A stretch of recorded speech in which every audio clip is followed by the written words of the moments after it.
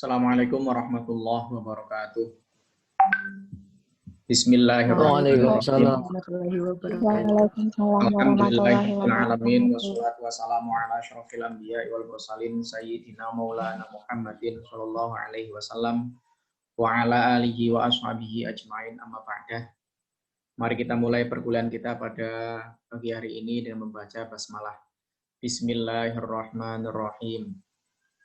Pada pertemuan kita yang ke-6 ini, kita akan membahas tentang Islamic worldview, ya, yaitu tentang ada hubungan hablum minallah, ada hubungan hablum minan nas, dan juga ada hubungan hablum minal alam. Sebagaimana yang pernah saya sampaikan pada pertemuan yang kedua, bahwasanya metodologi studi Islam, jadi mata kuliah metodologi studi Islam itu ada 3 ruang lingkup yang menjadi inti dalam kajian studi Islam. Yaitu yang pertama ada kajian tentang hablum minallah, kaitannya dengan kajian tentang hubungan manusia dengan Allah. Ya. Ada kemudian fikih ibadah, ada ilmu tauhid, ada ilmu kalam, dan lain sebagainya. Ini menjelaskan bahwa studi Islam tentang hablum minallah ini merupakan bagian inti dalam kajian keislaman. Makanya yang namanya ibadah itu kaitannya selalu mayoritas hubungannya dengan Allah. Niat kita dalam beribadah juga kaitannya hubungannya dengan Allah, lillahi ta'ala, ikhlas, dan lain sebagainya. Kemudian yang kedua, ada hubungan hablum minan nas. Ya. Kajian keislaman itu ada kaitannya dengan hablum minan nas, hubungannya antara manusia dengan manusia. Ada fikih muamalah, ada fikih munakahat, ada fikih jinayah, dan begitu seterusnya, yang kaitannya dengan unsur hubungan antara manusia dengan manusia itu sendiri. Yang ketiga adalah hablum minal alam, yaitu ketika manusia berhubungan dengan alam semesta. Ada pelestarian alam, ya, misalkan ada pertanian, ada kehutanan, dan lain sebagainya. Itu semua adalah merupakan bagian dari hablum minal alam, hubungan manusia dengan alam. Oleh karena itu, dalam materi yang ke-6 ini, yang menjelaskan adalah antara triangle, ya gitu ya, ada segitiga yang kemudian menjadi sebuah keilmuan dalam Islam, yaitu ada hablum minallah, ada hablum minan nas, dan juga ada hablum minal alam, dan semuanya sangat berkaitan. Tidak boleh kemudian 3 ini tidak saling berkaitan. Orang hubungannya dengan Allah, pasti orang itu juga baik dalam hubungan dengan manusia. Begitu sebaliknya, orang hubungannya dengan Allah pasti juga baik dalam hubungan dengan alam. Tidak mungkin salah satunya itu diikuti yang lainnya tidak. Ketiga ini akan selalu ada pada diri umat Islam, ya, yang memang mengerti kaitannya dengan 3 hubungan ini. Kemudian juga ada tanda-tanda yang kaitannya dengan 3 hubungan ini. Ada tanda-tanda kebesaran Allah, ya, kebesaran Allah yang kemudian bisa kita telusuri dari 3 hubungan tadi. Hubungan Allah dengan manusia dengan Allah, hubungan manusia dengan manusia, dan juga hubungan manusia dengan alam. Ada ayat-ayat kauliyah yang kaitannya dengan hubungan kita dengan Allah, yang itu bisa kita teliti. Ya, kebesaran Allah itu melalui teks wahyu, Al-Quran dan hadis. Ya.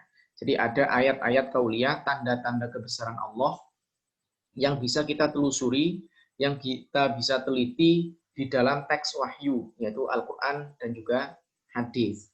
Ya. Kemudian ada ayat-ayat nafsiyah. Ayat-ayat nafsiyah ini adalah tanda-tanda kebesaran Allah yang bisa kita saksikan, ya, di dalam diri manusia. Di mana di dalam diri manusia itu banyak sekali tanda-tanda kebesaran Allah yang mungkin kita bisa cari, ya, masing-masing anggota tubuh kita itu dicari hikmahnya. Misalkan, kenapa mata kita 2? Kenapa hidung kita lubangnya ada di bawah? Ya. Kenapa mata kita tidak 5 saja? Kenapa tidak 3? Terus kenapa mata kita itu di depan? Kenapa nggak di samping kayak ayam? Misalkan gitu.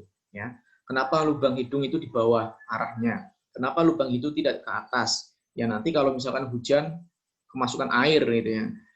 Kenapa hidung tidak 3? Dan begitu seterusnya. Apalagi di dalam tubuh manusia, makanya dokter-dokter penyakit dalam itu kalau meneliti tentang struktur tubuh manusia, khususnya bagian dalam, itu banyak sekali yang akan ditemukan berbagai macam keilmuan. Nah, ada banyak keluhan sakit di dalam tubuh manusia. Padahal kita lihat ruang lingkup tubuh manusia itu sangat kecil ya dibandingkan sebuah aula, sebuah kamar ya, sebuah bangunan atau sebuah daerah. Itu kalau bandingannya dengan hanya tubuh manusia itu sangat kecil sekali tubuh manusia itu. Ya, tetapi di dalamnya itu banyak sekali tanda-tanda kebesaran Allah dan bisa kita buktikan ketika para dokter-dokter ahli dalam, ya, para ahli penyakit dalam atau ahli bedah atau apapun lah itu yang kaitannya dengan menjelaskan tentang anatomi tubuh manusia, itu banyak sekali ditemukan berbagai macam penemuan-penemuan baru. Ya. Atau mungkin dokter itu sudah belajar beberapa tahun, puluhan tahun, tapi masih belum bisa seluruh tubuh manusia itu dikajinya. Ini menandakan bahwa tanda-tanda kebesaran Allah yang hanya ada pada diri manusia itu luar biasa. Ya. Kemudian ada ayat-ayat kauniyah. Ayat-ayat kauniyah ini adalah tanda-tanda kebesaran Allah yang diperlihatkan di alam semesta. Di lingkungan kita saja, itu banyak sekali berbagai macam hal yang bisa kita teliti. Ya, yang bisa kita jadikan sebagai penelitian. Nah itu. Misalkan semut. Ya, semut baru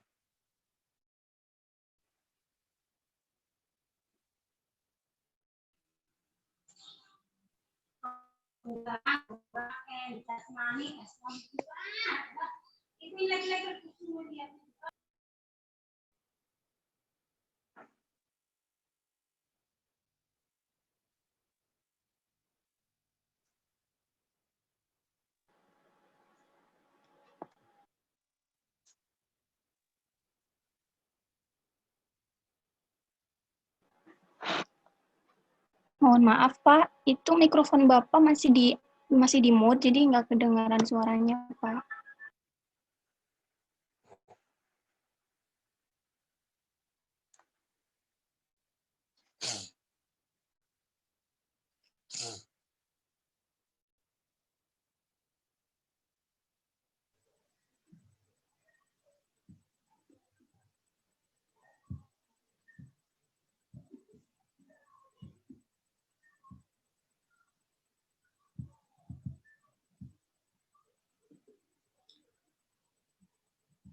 Ya, saya ulangi kembali bahwasanya hubungan antara manusia dan Tuhan Allah itu tentunya tidak boleh ada unsur kita menyamakan level, ya, karena kita itu adalah makhluk, kemudian Allah itu adalah kholik, ya, sehingga antara makhluk dengan kholik tidak selevel. Ada sifat-sifat yang memang hanya Allah yang berhak memiliki sifat itu. Kemudian yang lain atau makhluk tidak boleh memiliki sifat itu. Di antaranya adalah sombong. Sombong itu adalah merupakan sifat yang hanya dimiliki oleh Allah, tidak boleh dimiliki oleh makhluk. Oleh karena itu, dalam beberapa hal kaitannya dengan sifat sombong, ya, sifat membanggakan diri, sifat yang kemudian merasa dirinya paling hebat, itu tidak diperbolehkan. Ya, dalam sebuah hadis disebutkan, la yadkhulul jannata man kana fi qalbihi mithqalu dzarratin min kibrin. Qala rajulun inna rajula yuhibbu ayyakuna thawbuhu hasanan wa na'luhu hasanatan. Qala innallaha jamilun yuhibbul jamalal kibru batrul haqqi wa ghamtun nas. Bahwa tidak akan masuk surga itu seseorang yang di hatinya terdapat kesombongan hanya sebesar mithqalu dzarrah. Mithqalu dzarrah itu dalam diartikan adalah sebesar biji sawi. Sehingga dari sini, ya, ketika ada orang di dalam hatinya merasa dirinya yang paling hebat, merasa dirinya yang paling sempurna dalam melakukan ibadah dan lain sebagainya, itu ketika seseorang memiliki sifat seperti itu di dalam hatinya, maka tidak akan masuk surga. Ya, gambarannya contohnya tadi, ya, sholat subuh, yang kemudian dari sholat subuh itu kita jamaah, sepulang jamaah ternyata kita melihat sebuah rumah yang masih gelap. Ya, yang kita berpikir, nah, pasti orang yang punya rumah itu masih tidur. Nah, saya sih sudah jamaah, ya, saya ini sudah ibadah pada Allah, nah, dia masih tidur. Nah, itu yang seperti itu kan ada unsur bahwa kita merasa hebat, sementara yang tetangga yang rumahnya masih gelap, ya, lampunya itu dikira masih tidur atau diduga masih tidur, yang kemudian kita merasa paling sempurna, ya, karena sudah melakukan sholat berjamaah di masjid, sementara melihat orang lain masih tidur. Nah, itu berarti itu sombong, ya. Nah, kemudian ada seorang yang bertanya, bagaimana dengan seorang yang suka memakai baju dan sandal yang bagus? Apakah itu dikatakan tidak boleh, ya? Jadi pakai baju yang bagus, pakai sandal yang bagus, itu apakah tidak boleh? Kemudian Kanjeng Nabi menjawab, sesungguhnya Allah itu indah dan menyukai keindahan. Allah suka indah, keindahan itu suka sekali. Sehingga juga mendorong manusia itu selalu kebersihan, selalu memakai sesuatu yang indah, ya, termasuk baju yang indah, baju yang bagus, sandal yang bagus. Tetapi Kanjeng Nabi menyampaikan, sombong adalah menolak kebenaran dan meremehkan orang lain. Selama orang yang memakai baju bagus, sandal yang bagus itu, selama tidak menolak atau meremehkan orang lain, ya, maka itu malah bagus, karena Allah sangat mencintai sesuatu yang indah, sesuatu yang bagus. Tetapi kalau dari sesuatu yang bagus itu kok kita muncul ada sikap kita itu sombong, maka berarti sesuatu itu dapat mengakibatkan kita jatuh pada sesuatu yang dilarang. Ya. Bukannya bagus, malah jadinya tidak baik. Gitu. Karena apa? Karena ada niat yang kemudian tidak baik di situ. Nah, kemudian kaitannya dengan ibadah kepada Allah, hubungan manusia dengan Allah, itu ada beberapa unsur yang harus dipenuhi ketika, atau juga sebelum kita membahas itu, kita lebih ke ini dulu. Ketujuan sebenarnya kenapa sih makhluk itu beribadah kepada Allah? Kenapa sih tujuannya? Kita tahu bahwasanya di dalam ayat Al-Quran disebutkan wa ma khalaqtul jinna wal insa illa liya'budun. Aku tidak menciptakan jin dan manusia melainkan agar mereka beribadah kepadaku. Sehingga ada beberapa tujuan yang kemudian harus dicapai ketika seorang hamba itu beribadah dengan atau kepada Sang Khalik. Yang pertama, tentunya untuk menciptakan hubungan yang harmonis, hablum minallah, antara makhluk ya, manusia dengan Allah itu hubungannya harmonis. Ya. Jangan sampai kemudian kita merasa cinta kepada Allah tetapi hubungannya tidak harmonis. Itu berarti tidak, kecintaan kita kepada Allah itu akhirnya tidak dikatakan sempurna ya, karena tidak ada hubungan yang harmonis. Oleh karena itu, bagaimana supaya ibadah itu menjadi harmonis? Tentunya ada 3 tingkatan ya di dalam ibadah kepada Allah itu, sejauh mana keharmonisan itu wujud. Yang pertama, ada orang ibadah itu tujuannya karena untuk kaitannya dengan menggugurkan kewajiban ya. Menggugurkan kewajiban. Kalau tidak wajib nggak dilakukan. Kayak tadi, sholat subuh itu berat. Ya. Orang sholat subuh, apalagi sekarang masuk subuhnya jam 4, ya, itu sangat berat sekali. Masih ngantuk, capek, ya. Kemudian lelah, dan lain sebagainya. Kemudian disuruh sholat. Karena wajib, ya dilakukan. Tetapi kalau misalkan subuhnya itu sunnah, bagaimana orang akan melakukan sholat subuh? Lah sunnah ini kan gitu kan. Ini berarti menunjukkan bahwasanya ibadah kita hanya mencari sesuatu yang wajib. Padahal yang namanya ibadah wajib ataupun tidak, dengan kita bahasanya supaya hubungan kita harmonis dengan Allah, itu tidak ada alasan kemudian apakah wajib, apakah sunnah, selama itu menjaga hubungan harmonis dengan Allah, itu kita lakukan. Apakah itu wajib ataukah sunnah. Ya. Ada juga yang kemudian orang hubungan dengan Allah itu, atau ibadah dengan Allah, kepada Allah itu kaitannya dengan karena iming-iming pahala. Ya. Karena banyaknya iming-iming pahala sehingga kita beribadah kepada Allah. Begitu iming-iming pahala tidak ada, bubar. Ya. Ini biasanya digambarkan pada saat bulan Ramadan. Ya. Kita tahu sendiri tiba-tiba muncul banyak orang yang mendadak rame masjidnya, gitu ya, mendadak rajin ibadah, mendadak rajin sedekah pada bulan Ramadan itu. Kenapa seperti itu? Karena banyak iming-iming pahala pada saat bulan Ramadan.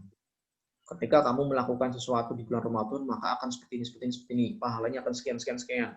Itu banyak sekali iming-iming pahala yang kemudian pada saat itulah kemudian kita akan mencari banyak pahala.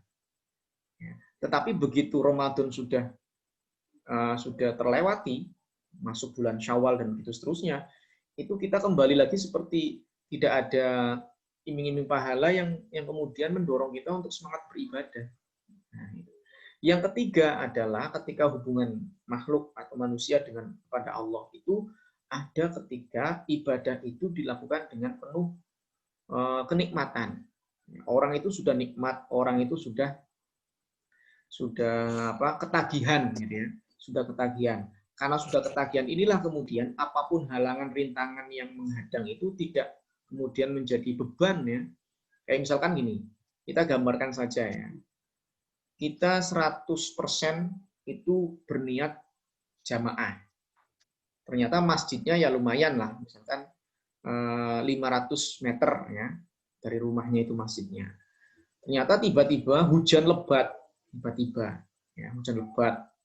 Dari 100%-nya kita yang tadinya itu berniat 100% untuk ibadah ke masjid, ya, jamaah ke masjid, karena hujan lebat yang begitu besarnya, akhirnya turun dari 100% mungkin 75%. tiba-tiba petir menyambar jeder, nah gitu ya. Yang pada akhirnya dari 75% itu turun lagi 50%. Tambah lampu mati, tambah banjir, bubar sudah. Semangat kita untuk beribadah di masjidnya. Itu padahal hanya kehujanan itu kan nggak sampai kemudian akibat orang itu mati ya. Ya walaupun ada yang kemudian itu, tapi kan tidak kemudian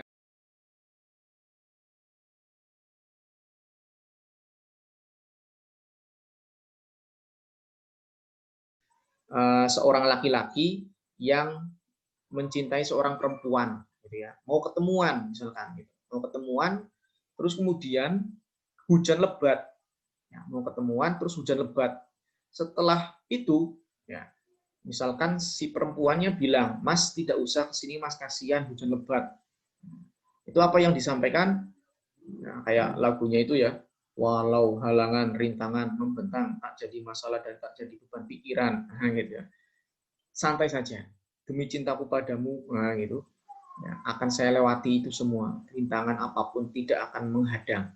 Nah itu sampai segitunya itu. Padahal kita hubungannya supaya harmonis dengan kekasih, sementara hubungan harmonis dengan Allah kok tidak dibangun dengan baik. Nah itu ibaratnya seperti itu ya. Kemudian yang kedua, sebagai rasa syukur kita kepada Allah yang telah menciptakan kita, telah memelihara kita, mengangkat kita sebagai makhluk di bumi yang mulia ya, dibandingkan makhluk-makhluk yang lain. Itu ibadah kita itu adalah untuk mengungkapkan kita bersyukur kepada Allah. Sudah kita diciptakan, kita kemudian sehat sampai sekarang, ya, sampai usia sekarang ini. Kemudian kita menjadi makhluk yang paling mulia dibandingkan makhluk-makhluk yang lain. Kemudian kita dipenuhi segala fasilitas yang ada di bumi, kebutuhan-kebutuhan kita, rezeki kita, dan lain sebagainya. Itu ibadah kita itu adalah merupakan sebagai ungkapan rasa syukur kita kepada Allah. Kemudian Allah ingin mengetahui sih sejauh mana kepatuhan para makhluk terhadap perintah-perintahnya itu. Itu tujuan makhluk beribadah kepada Sang Kholiknya itu seperti itu. Allah ingin mengetahui sejauh mana makhluknya itu taat, patuh kepada perintah-perintahnya. Kemudian kepatuhan kemudian tidak mempengaruhi nasib mereka di akhirat antara surga dan neraka.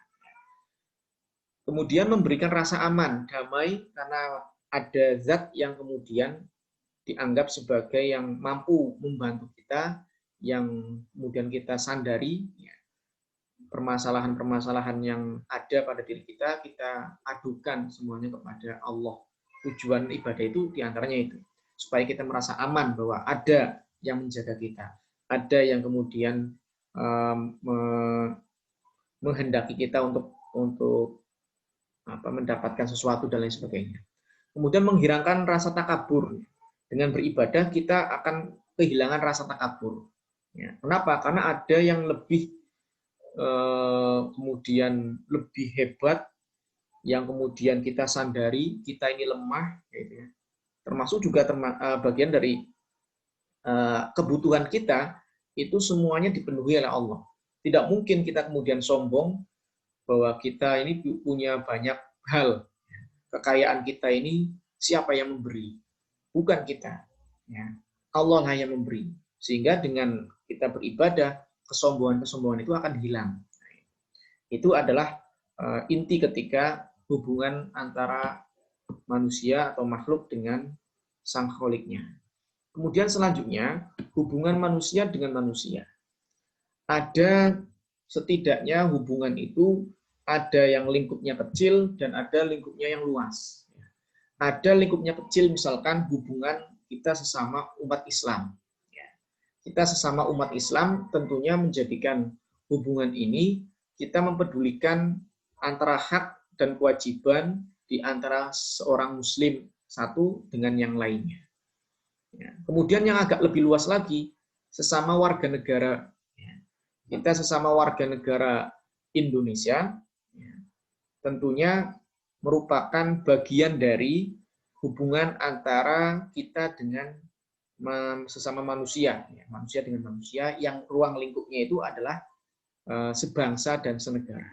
Kemudian ada hubungan yang kaitannya dengan ukhuwah basyariah, ya, yang kemudian hubungan ini tidak kaitannya dengan Islam, tidak kaitannya dengan warga negara, tetapi sesama manusia. Karena manusia itu sama, yaitu berasal dari nenek moyang yang sama, yaitu Nabi Adam. Dan inilah kemudian konsep ukhuwah dalam Islam itu seperti itu. Kemudian hubungan antara manusia dengan alam. Kita tahu bahwasanya kita hidup ini di alam. Sehingga posisi kita sebagai manusia tentunya harus memiliki hubungan dengan alam itu yang baik. Pertama, alam ini adalah merupakan berfungsi sebagai sarana bagi manusia untuk mengenal kebesaran Allah. Kita bisa tadi saya katakan ada ayat-ayat kauniyah, ayat-ayat yang bisa kita teliti, bisa kita lihat, kita bisa analisis dari apa yang kita lihat di alam semesta ini, di lingkungan kita. Ya, seperti yang tadi saya contohkan, semut. Gitu ya. Kemudian alam ini sebagai sumber daya yang Allah ciptakan untuk kita, supaya kita bisa memenuhi kebutuhan kita. Ya. Kita butuh apa? Butuh makan. Di alam ini banyak sekali. Kita butuh minuman, di alam ini ada. Ya. Dan begitu seterusnya. Kebutuhan-kebutuhan kita selama hidup itu ada di alam semesta. Oleh karena itu, maka hubungan dengan alam itu juga harus baik. Kemudian juga hubungan manusia dengan alam itu kayak bahwasanya manusia mempunyai kewajiban untuk memelihara dan memelihara alam untuk keberlanjutan kehidupan manusia. Misalkan manusia membutuhkan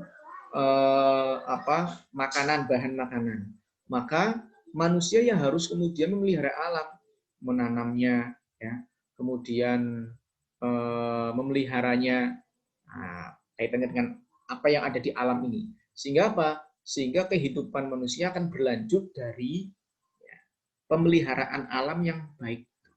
Oleh karena itu, hubungan manusia dengan alam itu sangat penting.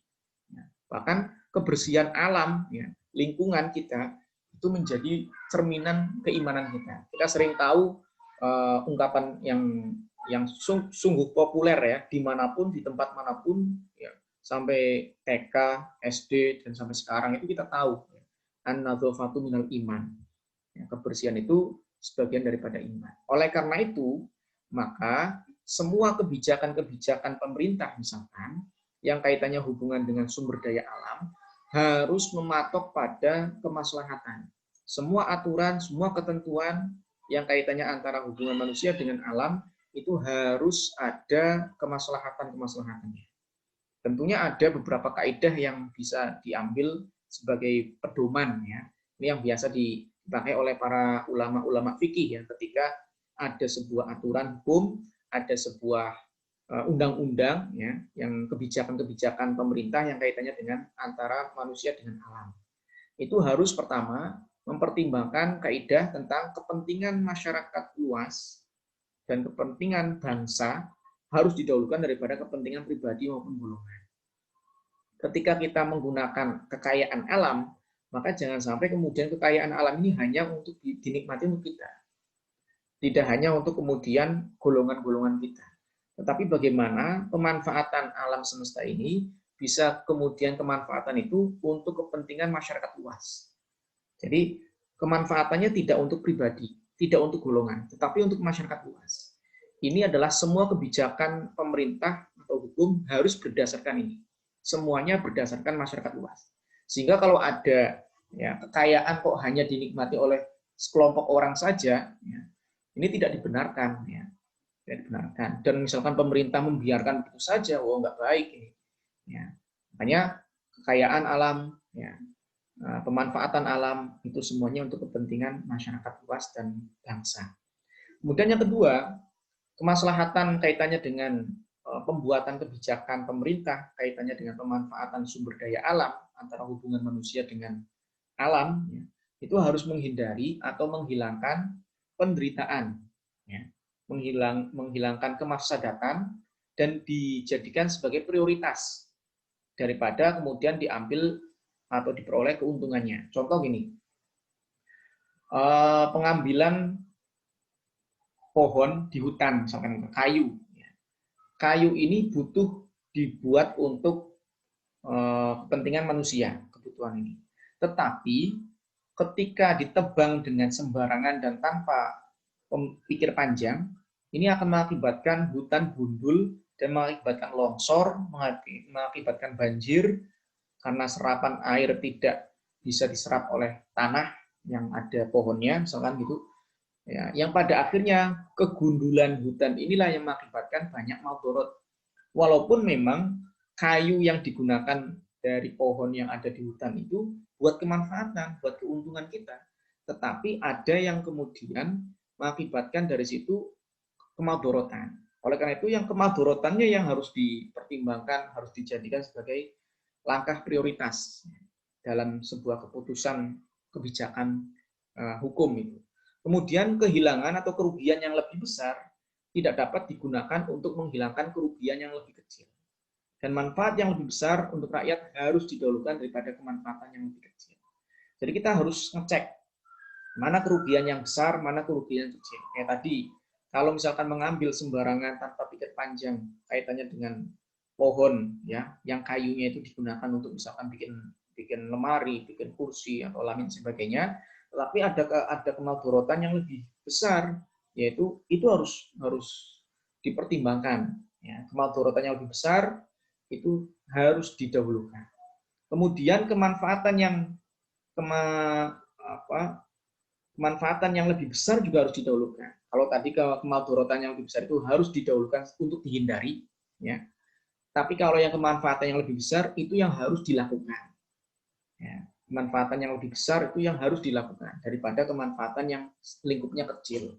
Inilah yang kemudian pertimbangan-pertimbangan yang harus dilakukan oleh para pemangku jabatan sehingga kebijakan-kebijakan hukumnya kaitannya dengan pemanfaatan sumber daya alam harus berdasarkan tingkat kemaslahatan yang tadi saya sampaikan. Dan yang terakhir yang kaitannya dengan hubungan antara manusia dengan alam, seberapa baik hubungan antar manusia dan antar manusia dengan manusia, antar manusia dengan alam, itu semua merupakan gambaran atau manifestasi dari seberapa baik hubungan manusia dengan Allah. Ya. Kita tahu dalam hadis disebutkan, "Man kana yu'minu billahi wal yaumil akhir falyaqul khairan aw liyasmut." Barang siapa orang itu beriman pada Allah dan beriman pada hari akhir, maka orang itu hendaknya berkata baik atau diam saja kalau tidak bisa berkata baik. Ini merupakan bagian dari hubungan antara manusia dengan manusia yang itu mencerminkan hubungan baik antara dia dengan sang kholiknya, ya, keimanannya kepada Allah. Sehingga pada hari akhir pasti kriminal yang sangat harmonis dan ketiganya harus saling berkesinambungan, tidak boleh ada yang kemudian dihilangkan. Semuanya sangat bergantung, ya, saling berhubungan dan harus harmonis antara ketiganya. Ya, mungkin